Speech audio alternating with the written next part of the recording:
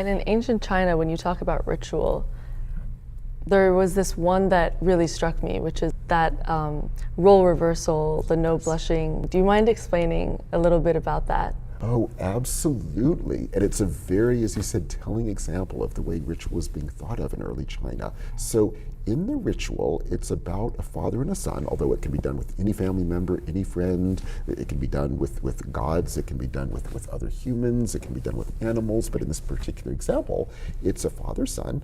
And the key is when they walk into the ritual space without, as you said, blushing, they cannot blush because they literally become a different person.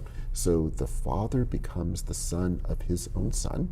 The son becomes the father of his own father. And each is therefore forced to relate to the other one in the precise opposite subject position than they would be occupying outside the ritual. And the idea of being forced to do this role reversal on a regular basis means instead of the usual patterns that can sadly set in across generations in a family, how do you break those dynamics? You literally become the other person. You literally see the world from the opposite perspective. You literally relate to the person with whom you often will have a very tension-filled relationship. And you relate to that person, but you relate to them from the exact opposite subject position.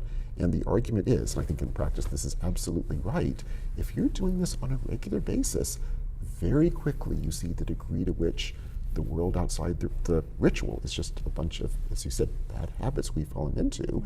And once you sense that and sense the degree to which that is now defining our lives, in this case defining this relationship, is the degree to which you can finally begin changing it.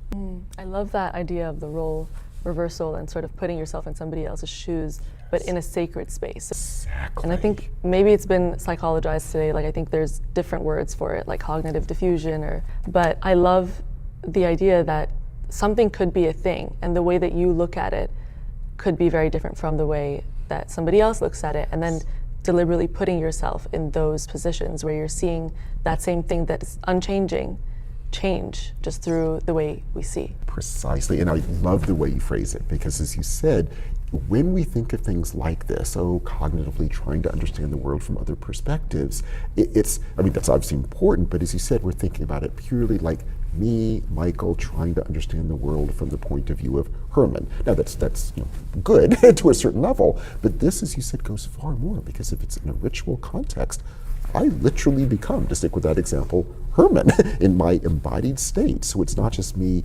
thinking this way, which probably means I'm not really taking Herman's perspective whatsoever. It's rather I am embodied and relating to the person who was Herman outside that ritual, and I am truly gaining a sense of that perspective in a fully embodied sense. And I agree, it's so much more moving than simply the cognitive, I'll see the world from Herman's view. Yes.